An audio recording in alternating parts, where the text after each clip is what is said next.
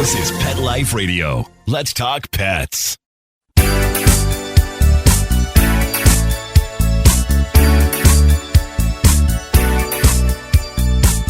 Hello, you're listening to Animal Party on Pet Life Radio with me, Deb Wolfe. And I saw something very exciting on the news.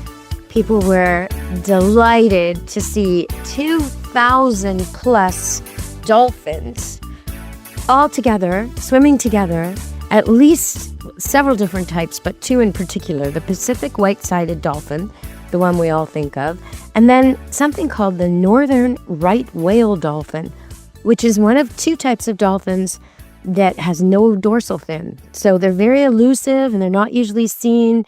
And there was this massive collection of dolphins swimming off the coast of California. And nobody exactly knows why. Experts were asked and they said a variety of things. The obvious. They said, well, maybe they're gathering to eat, or maybe they're gathering to escape predators. Yeah, maybe.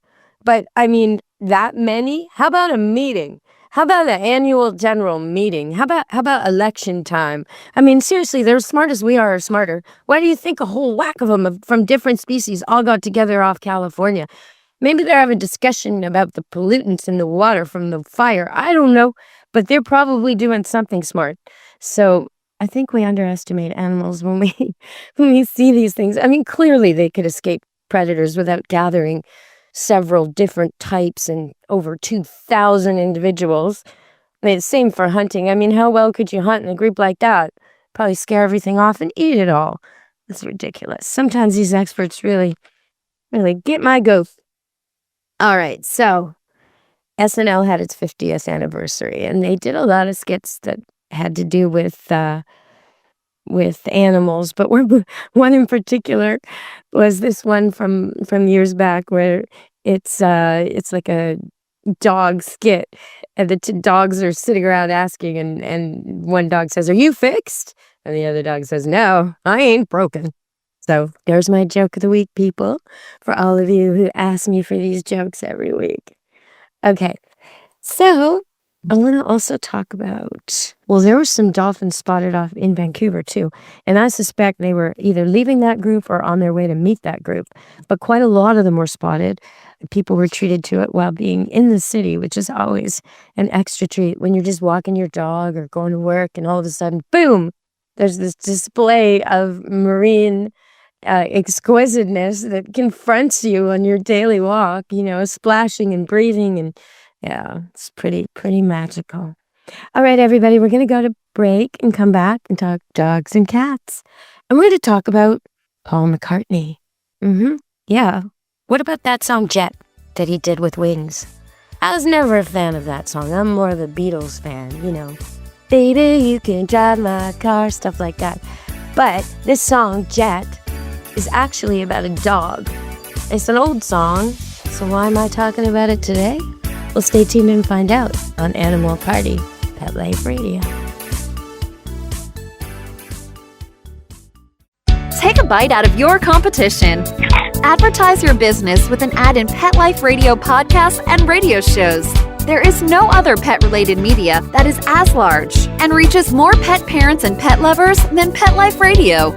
With over 7 million monthly listeners, Pet Life Radio podcasts are available on all major podcast platforms. And our live radio stream goes out to over 250 million subscribers on iHeartRadio, Odyssey, TuneIn, and other streaming apps. For more information on how you can advertise on the #1 pet podcast and radio network, visit PetLifeRadio.com/advertise today. Let's Talk Pets on PetLifeRadio.com.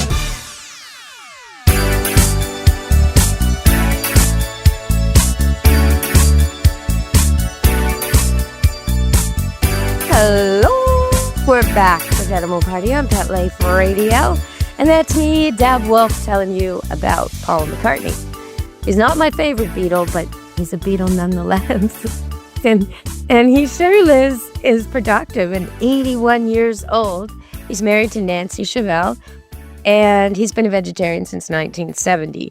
He's done so much to advocate for animals. His former late wife, Linda, was a real animal advocate, and his daughter, Stella, who's a fashionista, a fashion designer, only uses ethical materials and is really outspoken about that. His dog, back when he was in the Beatles, was an Old English sheepdog. And you may remember she was called Martha. All right, so why am I talking about him and Jet? Because Jet is the name of his newest dog. And even though Paul McCartney has a ton of money and resources and could have any dog he wanted, any cat he wanted, any pet he wanted, he went to an animal shelter to get this dog, originally named Rover, now named Jet. And I saw a picture of the dog. It is definitely a spaniel, and it is a black spaniel, so it doesn't photograph all that well. Wonderful choice. Okay, so what about the spaniel? Spaniels are retrievers, and they bring back ducks. They have droopy ears. They're medium size. Most spaniels are slightly bigger than the cocker spaniel, which you probably are familiar with, a little smaller one. And they're incredibly obedient and a little bit high energy. So I hope he's going to throw the ball for this dog. They're extremely easy to train, loyal, great with kids, soft-natured, round mouth. Just a terrific choice of a dog. So well done, Jet, and well done, Paul. Great job. And, of course, Nancy Chevelle, because you're the one who's going to be taking care of that dog, most likely. So thanks for doing the right thing there, Paul. The lyric in the song about Jet is, Jet with the wind in your hair of 1,000 places. And that makes me think of a dog in the car. Yes, it does. A dog in the car with his head out the window, which veterinarians say is a bad idea. It says they say it can damage their nose and they can have things hit them. But I must confess, I drive with the windows down and the dog heads out the window. I do. At least a little bit. At least so they can scent as we go, because they just love to smell where you're going. If you don't do that, it's almost like if a person were in the back of a car and you made them wear a blindfold while you drove somewhere. Okay, we're going to school, kids. Put your blindfolds on. That's what it's like for the dog, because most of his information comes through his nose, and he really wants to smell the neighborhoods. So let your dog smell the neighborhood. Okay, we're going to go to break and come back on Animal Party Pet Life Radio. And I got a question that really doesn't have to do with dogs or cats, but it has to do with politics. And I have been pretty outspoken about the politics lately. So I'm going to go a little tongue-in-cheek on you and be a little silly about this tariff problem. Somebody wrote in and asked me, what is my definition of elbows up? What is my definition of elbows up? Well, I'll tell ya. Stay tuned on Animal Party Pet Life Radio. Begging to hear more of your favorite show? Full episodes of all our shows are available on demand. Go to PetLifeRadio.com to fetch our entire lineup of Possum Pet podcasts. Also, dig us up in iHeartRadio and iTunes. Let's talk pets. Live and on demand, only from Pet Life Radio. Let's talk pets. Let's talk pets On Pet Life Radio. Pet Life Radio. PetLifeRadio.com.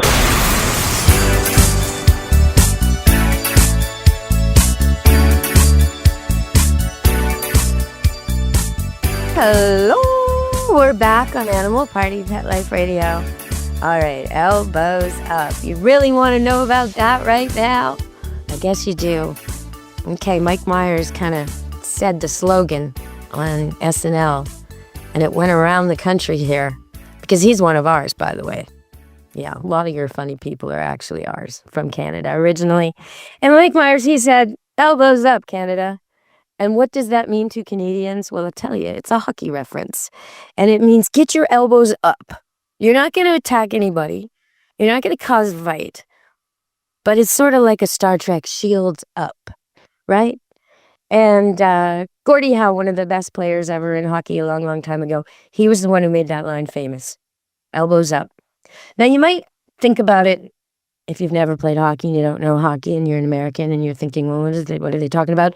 Well, it's something you might do when you box out in a basketball game. You're down and under the net and the players are jostling and you kind of lift your elbows a bit. You kind of kind of brace yourself for impact. You are not going to be moved. You're not going to be pushed around, and you're not going to be, your arms are ready to catch that ball. Well, in hockey, which is a lot more physical and contact is allowed, elbows up means Canada has their elbows up right now. It means this unpleasantness is not going to end one-sided. We are not a country to capitulate. And just because we don't strut and we're not full of bravado most of the time does not mean we're not tough. So our elbows are up, everybody. So to take that into a pet context, I would like to say that we would like our pets back. Canada would we would like our Nova Scotia duck tollers, our Labrador retrievers, our Newfoundland dogs, our Canadian Inuit dogs. Yeah, we'd like them back. And not only that, but the thing is, Canada isn't alone. No, we're not alone. We're a Commonwealth country. So, on behalf of Great Britain, we'd like those dogs back too. And Europe, so very much behind Ukraine. Well, the dogs of Europe. The Rottweiler, the Boxer, the Basset, the Frenchie, the Dalmatian, the Weimaraner, the Dobie, and everything else bred in Germany. How about the British dogs? The Setters, the Retrievers, the Spaniels. Yeah, we want them all back. And you know what? And don't forget Mexico. Everybody who loves their Chihuahua, better get ready to pack that dog up. We want them back. Mexico wants its Chihuahuas back. And you know what you get in return, America? Well, you get your new friend, Russia, supplying you with dogs. Get ready. Instead of your lovely, obedient Labrador retriever, you're about to get a Siberian husky. Pulls on leash, likes to escape, and howls all the time. Or maybe a Samoyed. Do you spend thousands of dollars on your own grooming, your own haircuts, and your kids? Get ready to hit the bank for that. Or maybe a Borzoi. Tall and skinny and weird looking and can jump out of anything. World record holder for highest jumper. So build up your fences, America. And how about the Caucasian sheepdog? That's a good one. I'd like you to have one of those. Yeah, good luck to your neighbors, because if he gets out, they're in trouble. All right, so that's what I'd like. Oh, and don't forget China. Because, when you're giving us back our European-originated dogs, because after all, they're immigrants, and the Canadian dogs, and the Mexican dogs, and you're trading for the Russian dogs, you must take some Chinese dogs, because we know how well you get along with them.